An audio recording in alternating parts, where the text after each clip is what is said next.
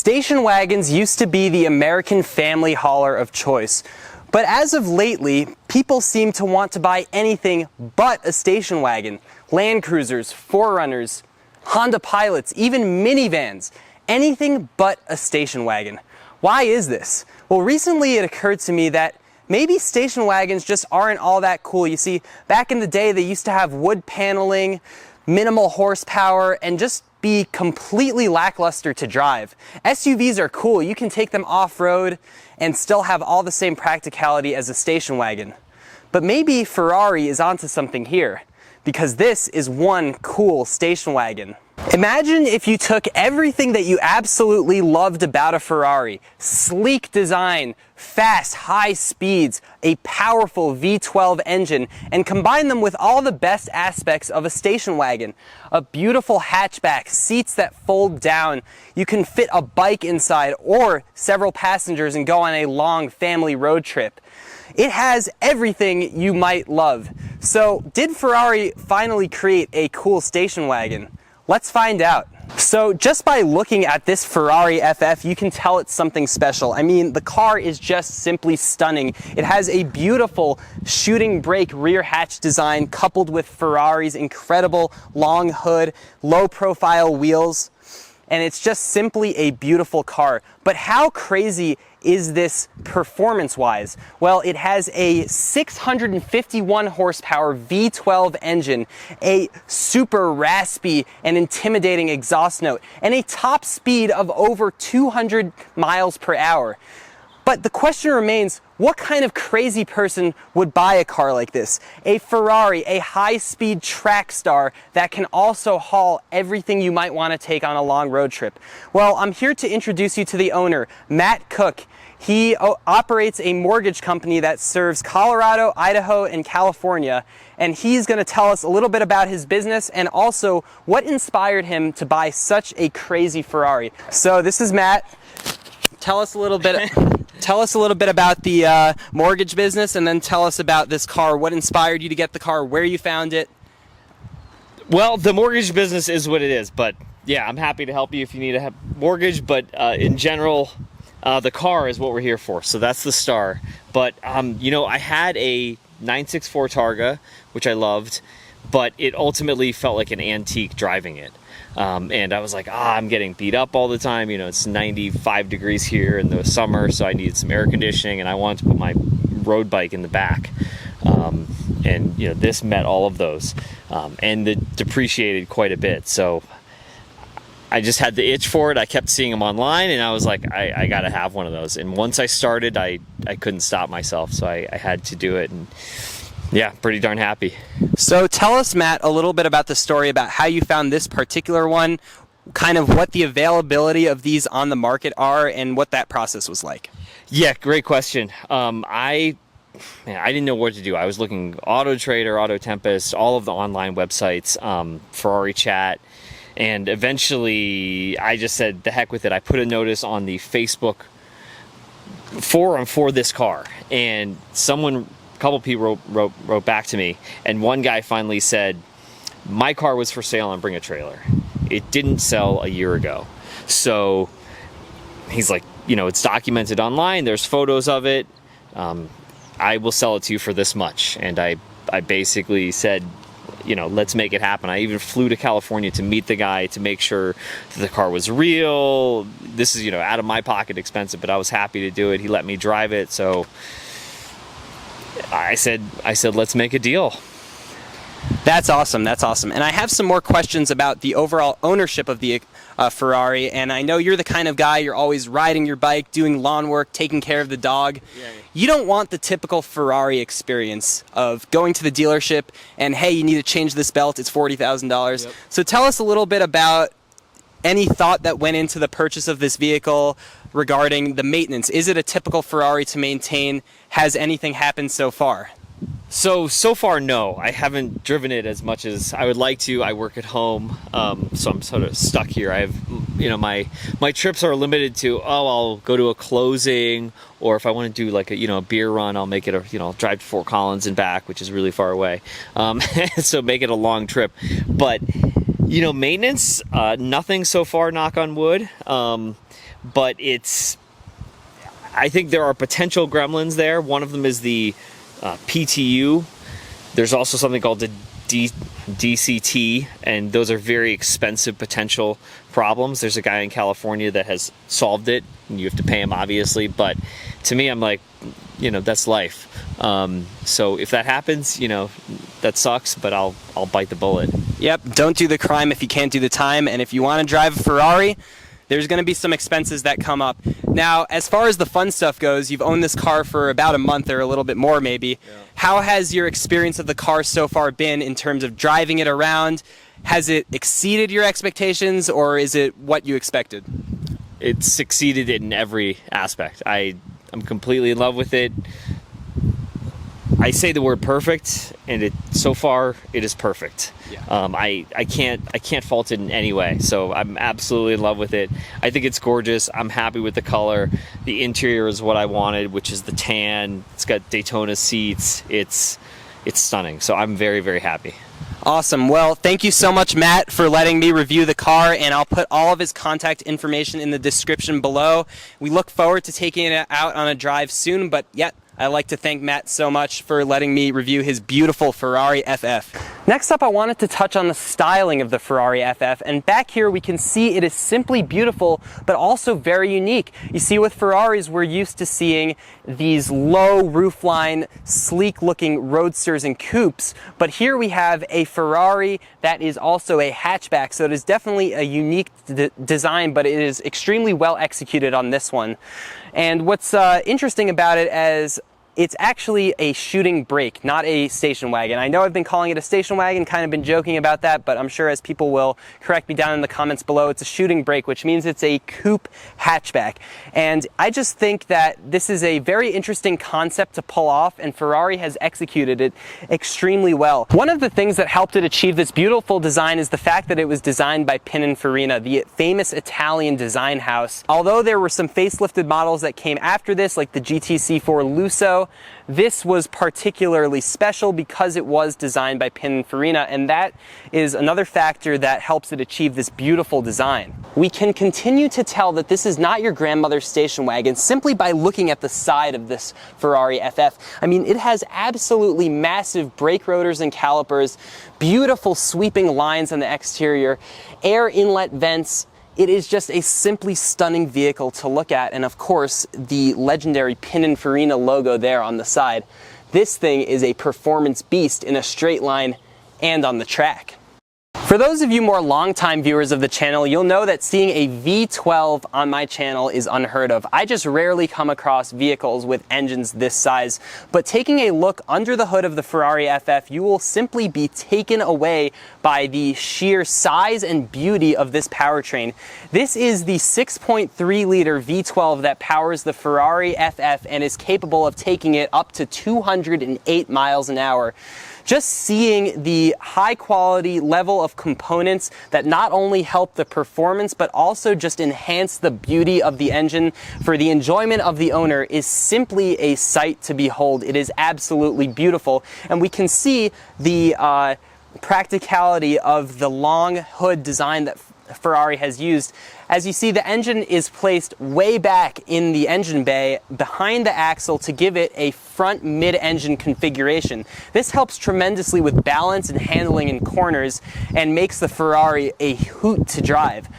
One other thing I'd like to point out here is the sheer size of the engine. I mean, this is a huge engine bay, and you simply cannot see anything through it. Now, in other high-performance cars that I've reviewed, you can at least maybe catch a glimpse of the ground, but this engine takes up so much space simply because it's massive. It's got 12 cylinders, and it is a sight to behold. I am at a loss for words here, guys. Now, Ferraris aren't necessarily my wheelhouse. I've done a lot of Volvos and other interesting cars on my channel that mainly feature 4-cylinder engines. So this is not my place to talk technical details about the Ferrari. I'll leave that to the Ferrari experts in the comment section down below. But I just wanted to show you guys how impressive this engine bay really is. Up next on the interior, we can see the beautiful Italian tan leather, and the second you open the door, you're greeted by a beautiful leather scent. And this entire interior is just very well appointed. We have beautiful materials throughout. The doors have tons of leather padding and some metal inserts on them that feel super high quality. The steering wheel is heavily bolstered. It's got carbon fiber throughout. All the buttons and switchgear feel super high quality, and they're all on the steering wheel here, which is pretty unique. We have the RPM indicator up here, which will kind of show you how high you're revving the engine. And just throughout, we have some cool touches like these vents. The gauges are all beautiful Ferrari yellow. And yeah, my first time really being up close and personal with the interior of the Ferrari. I'm pretty surprised with the overall quality of it. Obviously, Italian cars have a bit of a reputation for being cheaply built on the interior, but overall, the build quality inside of here is extremely nice. And the seats are super, super comfortable. They're not overly bolstered, so there's room to move around in them.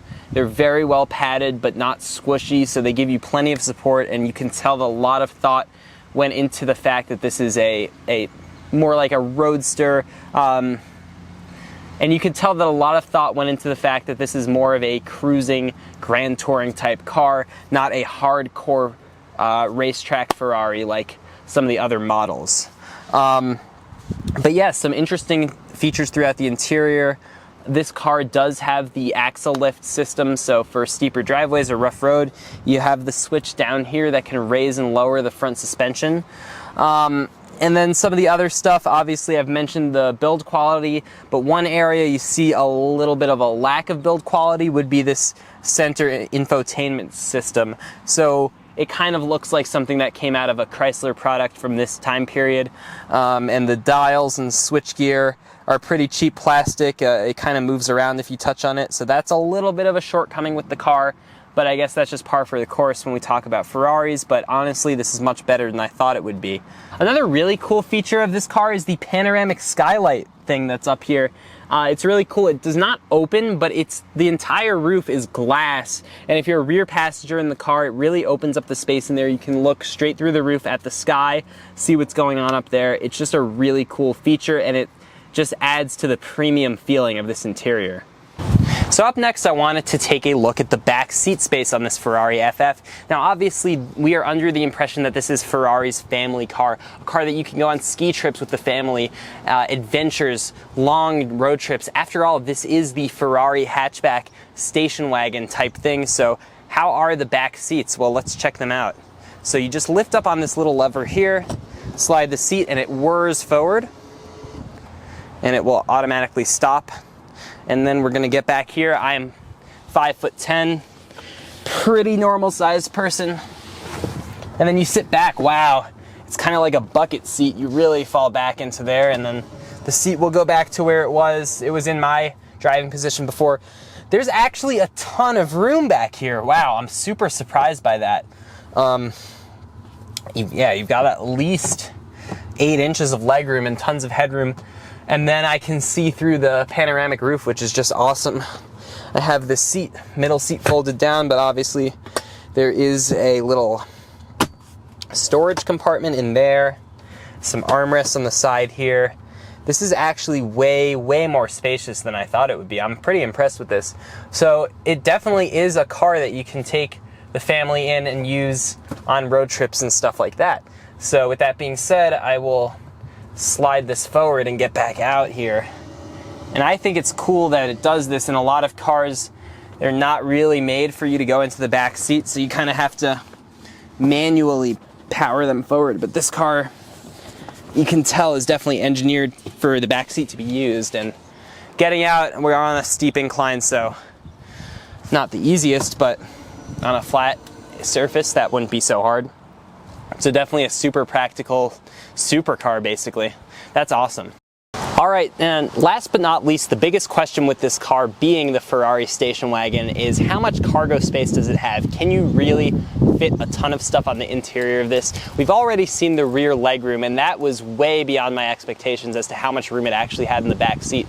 But how about the trunk? Let's find out. So we'll hit this little button here on the key that should open the trunk, and it just power operates as you might expect from a car of this price range.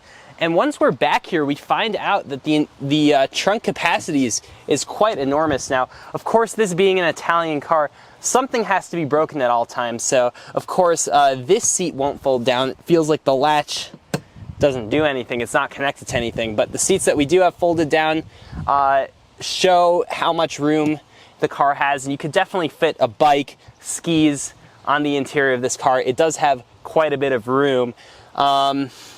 Not sure what I would compare it to, maybe like a Mazda 3 or something, Mazda 2 hatchback maybe. So not terribly large, but still tremendous amount of room. The seats fold down. And one thing I was really impressed with back here, and something that I did not expect to see on a Ferrari, is the fact that it has 40-20-40 folding rear seats. So most cars have a 60-40 system where one side folds down with both the middle seat and one of the passenger seats. But in this car, you can fold down either the passenger seat, the middle seat, that passenger seat, or all of them all at once. And I'll demonstrate that here. So you can really customize your interior configurations, and that just makes it all the more practical. And I think that's pretty cool to see on a Ferrari.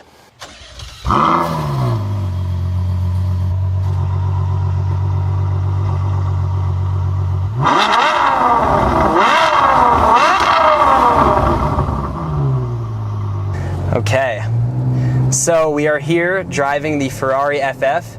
We're in a light rainstorm here in Boulder, but I'm extremely thankful for Matt allowing me to drive his beautiful Ferrari. Just keeping the speed slow through the neighborhood. There's rabbits up here. Yeah. And stop signs and children. I mean, even at a low speed, you could just feel how precise the steering is. And the turn signals, look at that, the turn signals are on the steering wheel. How cool is that? Now, it does not have a typical automatic transmission. It's more of an automated manual. So it kind of finds the gears for you as you're driving. It doesn't feel like a regular automatic. But I mean, at a low speed, you can tell that you can definitely daily drive this car. I mean, the ride is not harsh at all. The sound when you're not on the gas, you hardly even hear the exhaust. And I mean, the interior is beautifully furnished. The seats are unbelievably comfortable. It's just an incredible place to be. And I really appreciate some of the design cues on the interior, like the dash, where it shows your RPMs and speed for the passengers, so that when you're doing 100 miles an hour, they'll know it. Yeah, your wife can yell at you. Yeah, exactly. It just drives like a regular car. Of course, it's got 650 horsepower, so when you want it to stop driving like a regular car, you just let it know. But yeah, I mean, as far as the interior goes, incredibly comfortable. You see a lot of components that may be borrowed from Chrysler here on the interior, like the center command screen and this sort of stuff. Does not exactly feel like a $300,000 worthy interior switchgear, but that's what you get with a Ferrari. They give you all the performance, and they kind of think about the comfort features last. Kind of feels a little bit interesting driving this car in Boulder, the land of Subarus and 4Runners. We're gonna give it some gas. Woo!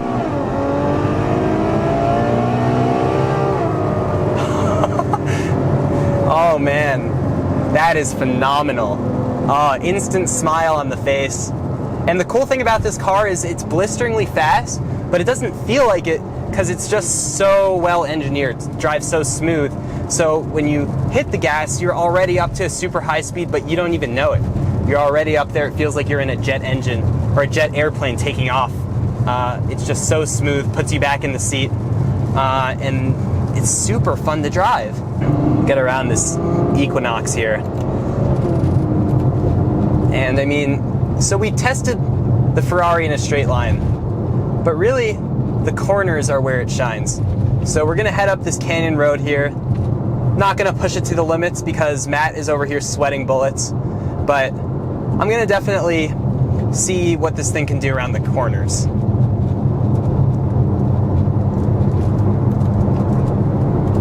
All right, this is exciting. I've always dreamed of owning a Ferrari, and now I'm going to wreck someone else's. Very scary.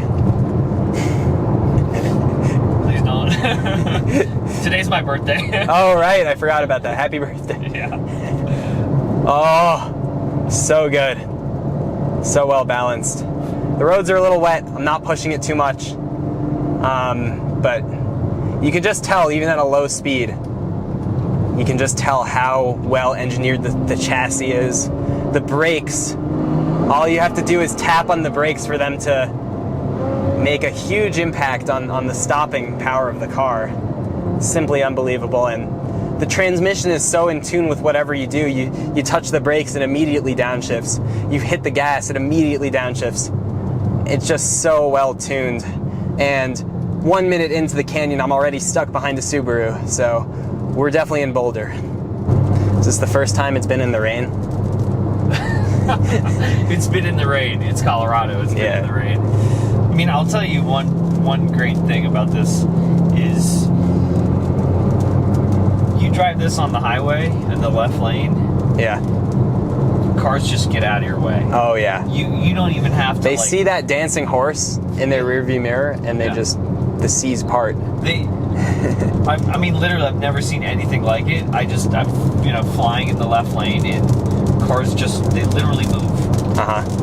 It's raining and we're stuck behind a Subaru, so I gave you guys enough of the driving experience to show just how great this Ferrari is. So I think that's it.